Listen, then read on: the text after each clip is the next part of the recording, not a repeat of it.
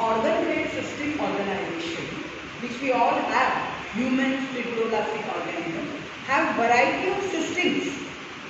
जैसे कि I was telling you about digestive system, respiratory system, circulatory system, whatever.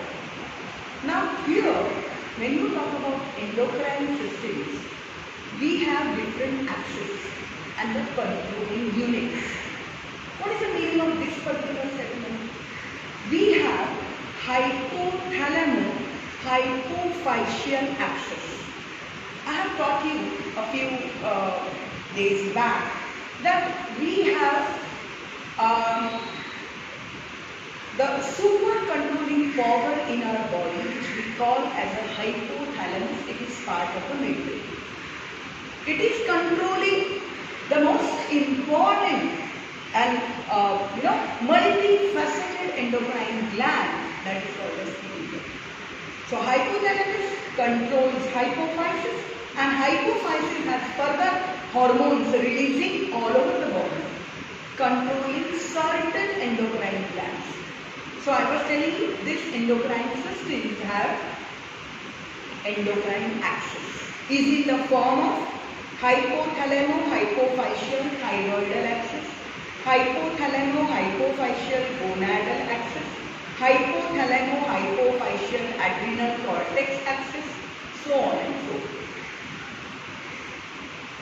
So these endocrine systems, which we are going to learn this year, is composed of not only the glands, as I was explaining you, but also of certain non-endocrine elements such as non-endocrine organs or non-endocrine tissues or cells.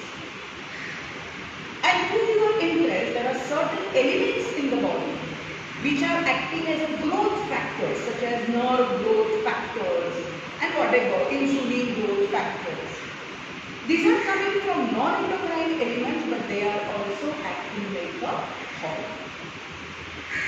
Then again, second question comes to your mind. Does the entire body or the physiology of the body, animal physiology what you say, is controlled by hypothalamo-hypophyseal axis?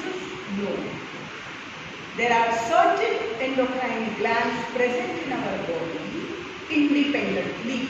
They work independently. What is the meaning of this?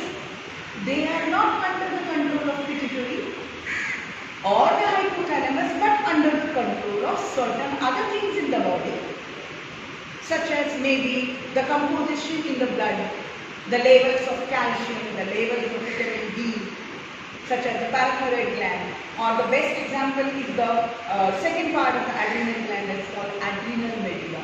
It is independent, it is controlled by parasympathetic and sympathetic nervous system. So I was always telling you that the hormones which we call as a flight and fight hormones are released by adrenal medulla, what we call as adrenal flux or emergency hormones. So they are independent. They do not require for the pituitary, or they do not wait till the pituitary releases something and then they come into action. If you are commuting and if you see any accident, or the best example which we had seen yesterday, it gives you horror and you feel trembling, or you feel whatever, the mood swings or the mood or the feeling of the body are controlled by these emergency hormones which are not under the control of pituitary. So this entire endocrinology, endocrine systems, endocrine glands are intermingling systems. They are also very much connected with our nervous system. I always tell you, nervous and endocrine go hand in hand.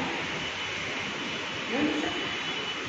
So the entire system is very well studied in late 50s, very well developed, and it controls our all physiological actions of the body.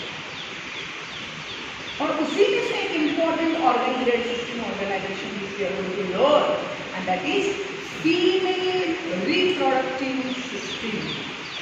What comes to somebody's mind when he or she hears female reproductive system? Yeah, some kind of reproductive system. It plays a major role in female's body. It not only controls the we are considering all mammalian female, but it also controls the metabolism in conjunction with other plants. So, let us consider all mammals coming under the category all mammalian females, and the basic of the female reproductive system is composed of the reproductive organs and reproductive glands of the female which are endocrine in nature. So we are going to give our emphasis on those glands as well, because they are controlling the cycles. The cycles of various types. It's not just a menstrual cycle. If we see the lower mammals, if we see the rodents, if we see the logomorphs and rabbits and all others, they undergo a kind of cycle called estrous cycle. When the animals come on heat, they undergo a cycle called estrous cycle. Whereas if you see the apes and primates, the cycles which are exhibited are called as menstrual cycles.